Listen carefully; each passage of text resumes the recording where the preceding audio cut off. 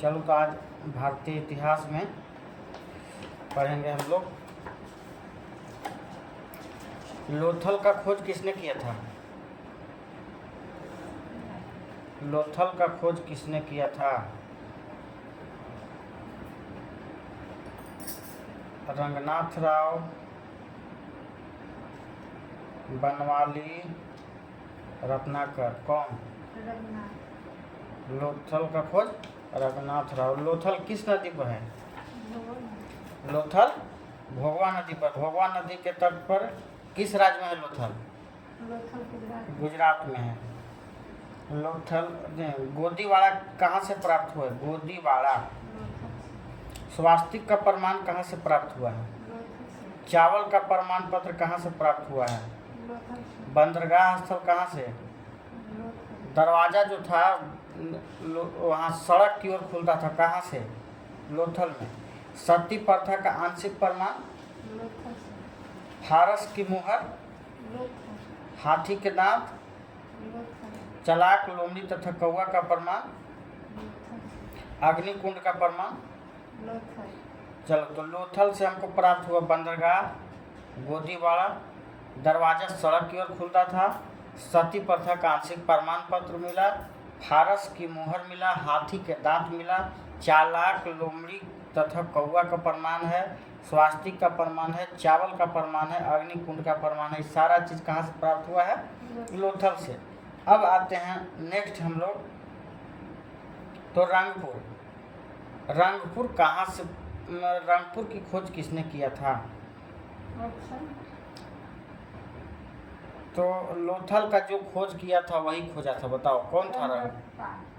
रंगपुर का भी खोज रंगनाथ राव ही ने किया था।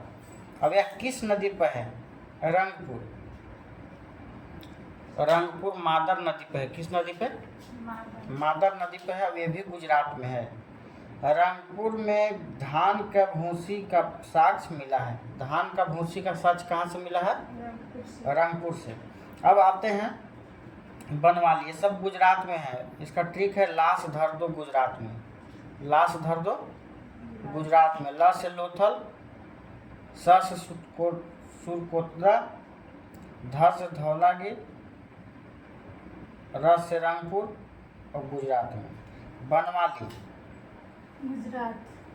बनवाली का खोज किसने किया? नहीं, बनवाली गुजरात में नहीं है, बनवाली हरियाणा में है। बनवाली का खोज रविंद्र सिंह बिष्ट किए थे। अब यह स्थल रंगोई नदी पर। किस नदी पे? और हरियाणा में। इसका ट्रिक है हरामी बा। हरामी बा। ह से हरियाणा, र से राखीगढ़ी, मी से मिताथल और बा से बनवाली। हरामी बा। ह से हरियाणा, हरियाणा में ह रा से राखीगढ़ी और मी से मिताथल और बा से बनवाली। मिट्टी के हल कहाँ से प्राप्त हुआ है? मिट्टी का हल बनवाली से। नली ढका हुआ नहीं रहता था। कहाँ? बनवाली में नली ढका हुआ नहीं रहता था। कहाँ की सड़कें जो था टेढ़ी मेढ़ी रहती थी? बनवाली का सड़कें टेढ़ी मेढ़ी रहती थी। स्वतंत्रता के बाद सबसे ज्यादा खुदाई किस राज्य में हुआ? देश आजादी के बाद सबसे ज्यादा किस राज्य में? राज्य सबसे ज्यादा गुजरात में हुआ। स्वतंत्रता के बाद सबसे ज्यादा खुदाई गुजरात में हुआ। हरियाणा और मोहनजोदड़ो को जुड़वा शहर किसने कहा था?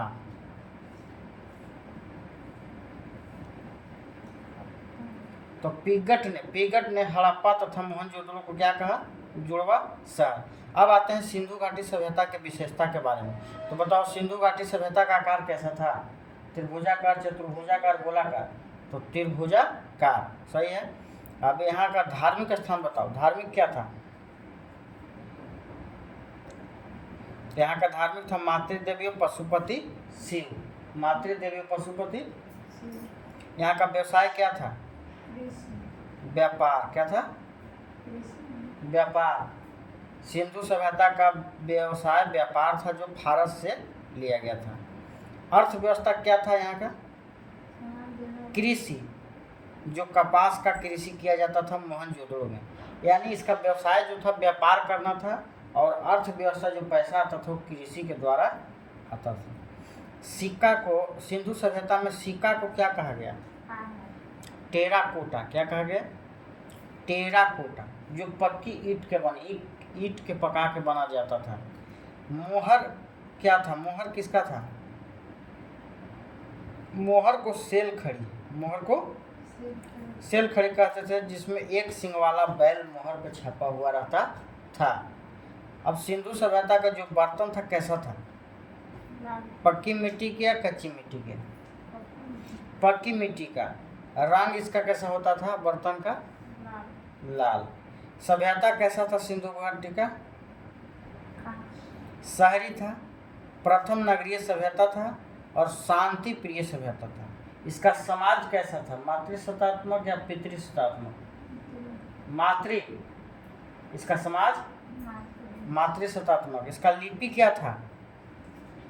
लिपि भाव चित्रात्मक था, जिसको हम दाहिने से बाएं की ओर लिखते थे, जो कि हम लोग देवनागरी में बाएं से दाएं लिखते हैं। और सड़क जो ग्रिड पद्धति में था, ग्रिड पद्धति के मतलब जो होता है ऐसे सीधा और ऐसे सीधा, मतलब सीधा सीधी। लेकिन एक अपवाद है बनवाली, जो हरियाणा में, वहाँ सड़क टेढ़ी मेढ़ी हुआ था। नलिया कैसा हुआ था? ढकी हुई। लेकिन अपवाद है बनवाली का, जो नली ढका हुआ नहीं रहता था। बाकी सिंधु सभ्यता के जितने जगह है सब में नली ढका हुआ और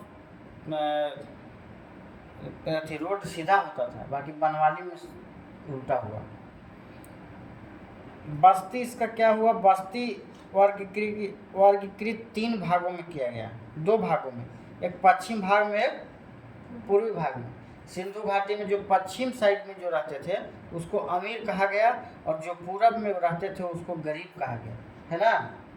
इसका अपवाद है चनहुदड़ो। चनहुदड़ो माने उल्टा हुआ, मतलब चनहुदड़ो में पूर्वी भाग को में अमीर लोग और पश्चिमी भाग में गरीब लोग। अब आते हैं नेक्स्ट। अब बताओ सिंधु घाटी के जो बंदरगाह कौन कौन थे? बताओ सिंधु घाटी के बंदरगाह कौन कौन थे? लोथल एवं सुरकोटदा। सिंधु घाटी के 2 बंदरगाह लोथल एवं। सिंधु घाटी के 2 फसल कौन थे मुख्य फसल? गेहूं और। दरवाजा किस तरह खुलता था? सिंधु घाटी का दरवाजा रोड से पीछे की ओर, जबकि लोथल में रोड की तरफ खुला था। मनोरंजन के लिए क्या किया जाता था? पासा का खेल एवं नृत्य किया जाता था। अब बताओ सिंधु घाटी सभ्यता के लोग क्या क्या चीज से परिचित नहीं थे? कितना अच्छा से यहाँ दिया हुआ है। सिंधु घाटी के सभ्यता में लोहा नहीं था। सिंधु घाटी में गाय नहीं था। सिंधु घाटी में दास प्रथा नहीं था। सिंधु घाटी में मतलब तलवार, यानी लोहा नहीं था तो तलवार भी नहीं होगी, क्योंकि तलवार लोहा का बनता है। सिंधु घाटी में कहीं मंदिर नहीं देखी है। नहर भी नहीं था। पर्दा प्रथा भी नहीं था। नहीं, पर्दा प्रथा और वैश्यावृत्ति की जानकारी थी सिंधु घाटी में। घोड़ा नहीं था।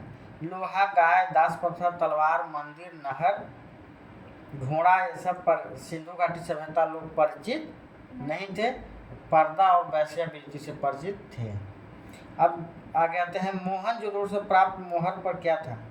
मोहनजोदड़ो से जो प्राप्त मोहर हुआ था उस पर क्या क्या छपा हुआ था? नहीं, हाथी, गैंडा, बाघ, चारों ओर, मोहर के चारों ओर। भैंसा, हिरन, पैर के पास हिरन का छपा हुआ था। भैंसा जो आसन के नीचे, और हाथी और गैंडा बाघ था जो चारों ओर था। हड़प्पा के 6 स्थल जिन्हें नगर का दर्जा मिले कौन कौन था? कौन कौन बोलो? 6 गो।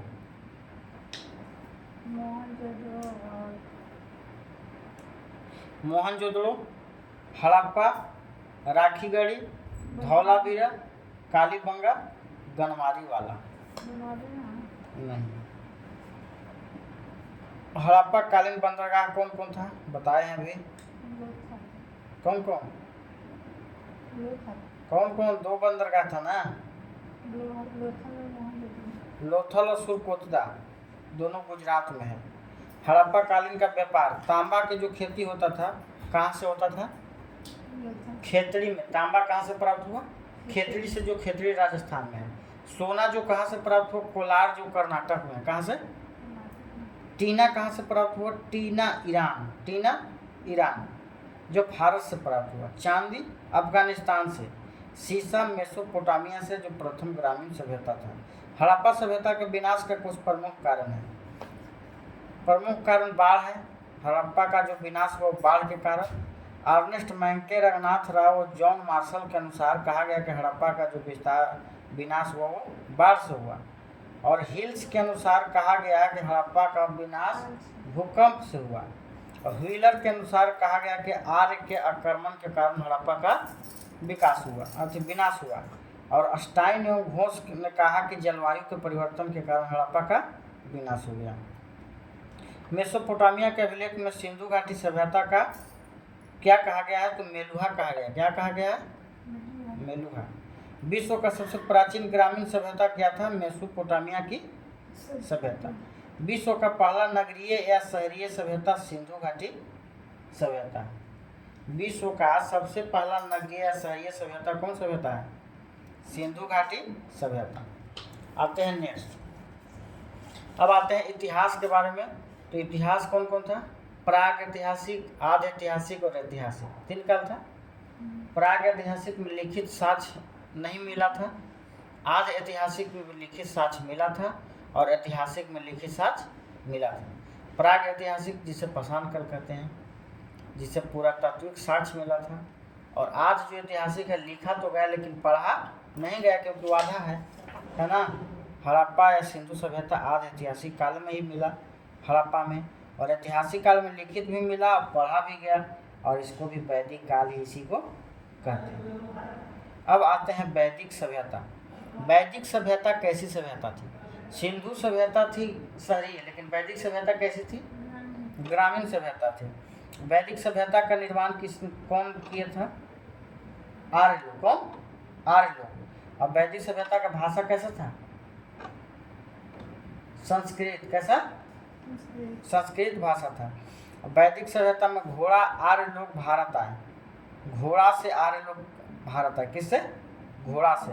इसका काल क्या था? 1500 बीसी से 600 बीसी तक। 1500 ईसा पूर्व से 600 ईसा पूर्व तक इसका काल था वैदिक सभ्यता का। अब आर्य लोग की भाषा क्या थी? संस्कृत। तो आर्य लोग ही निर्माता थे, इसीलिए इसका भाषा भी हो गया वैदिक सभ्यता का संस्कृत। आर्य लोग का प्रिय पशु घोड़ा था क्योंकि घोड़ा से आए थे। आर्य लोग पवित्र मानते थे गाय को। किसको मानते थे? गाय को। अब आते हैं कि आर्य लोग मध्य एशिया से, मैक्स मूलर ने कहा कि आर्य लोग मध्य एशिया से आए थे। कहाँ से? मैक्स मूलर बताया कि आर्य लोग कहाँ से आए थे? मध्य एशिया। और दयानंद सरस्वती ने कहा कि आर्य लोग तिब्बत से आए थे। कहाँ से? और बाल गंगाधर तिलक ने कहा कि आर्य लोग कहाँ से आए? उत्तरी ध्रुव से। कहाँ से? उत्तरी ध्रुव से। अब हिंदू देवता कौन कौन थे वैदिक सभ्यता में? इंद्र, वरुण, मित्र, आस्ते। इंद्र, वरुण, मित्र, आस्ते। और ये प्राप्त कहाँ से हुआ है? बोगाज कोई अभिलेख से। मध्य एशिया को एशिया माइनर भी कहा जाता है। वैदिक काल 1500 से 600 बीसी में हुआ और इसमें वैदिक काल को दो भागों में बांटा गया। कितना भागों में? दो भाग में। पहला ऋग वैदिक काल और दूसरा उत्तर वैदिक। ऋग वैदिक काल 1500 से 1000 और उत्तर वैदिक 1000 से 600।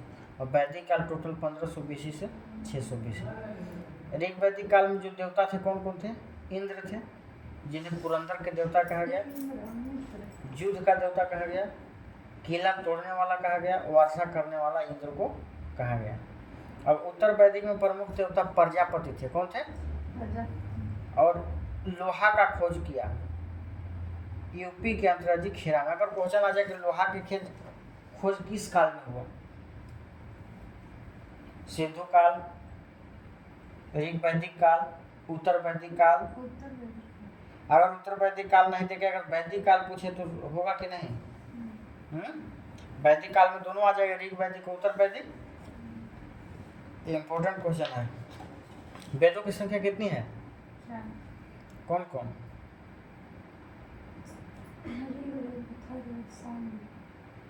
और तीनों को यजुर्वेद। अब पौरुषे अर्थात देवता द्वारा रचित जो था वो वेद था। इसे संहिता भी कहा गया। संकलन करता थे महर्षि कृष्ण द्वैपायन वेद व्यास। वेद का किस संकलन किए? वेद व्यास। ऋग्वेदी का उपवेद क्या है? ऋग्वेद का उपवेद क्या है? आयुर्वेद। ऋग्वेद के उपवेद आयुर्वेद। और इसके ज्ञाता को क्या कहते थे? होत्री। क्या कहते थे? होत्री कहते थे। और ब्राह्मण ग्रंथ में इसको ऐत्रेय या कोशितकी कहा गया। ऐत्रेय या कोशितकी। इसका ट्रिक है एक, ए से ऐत्रेय और को से कोशितकी। यजुर्वेद का उपवेद, यजुर्वेद का उपवेद धनुर्वेद है और इसका ज्ञाता को अधार्यु कहा जाता था। और इसको ब्राह्मण ग्रंथ में सतपथ या तैत्रेय कहा गया, जिसको ट्रिक है सतपथ या तैत्रेय। और सामवेद में, सामवेद का उपवेद क्या है? गंधर्व वेद। क्या है? अब इसको सामवेद पढ़ने वाले को उद्गाता कहा जाता है। और इसका ब्राह्मण ग्रंथ में पंचमी से या षडवी से या जमनी कहा गया। अथर्ववेद का उपवेद क्या है? शिल्प वेद, जिसे ब्राह्मा पढ़ने वाले को ब्रह्मा कहते थे और ब्राह्मण ग्रंथ में गोपद कहा जाता था। ऋग्वेद का उपवेद क्या है? आयुर्वेद। क्या है? आयुर्वेद है। और इसमें देखिए ऋग्वेद का मंडल 10 मंडल है और ऋग्वेद में सूक्ति की संख्या 1028 है और ऋचा है 10,580। और ऋग्वेद कैसा वेद है? तो गद्य रूप है। कैसा? गद्य रूप है। इसका पवित्र नदी है सरस्वती नदी और सबसे ज़्यादा चर्चा सिंधु नदी का हुआ है। तो आज के लिए हिस्ट्री के विषय में यही नेक्स्ट वीडियो में हम देखेंगे।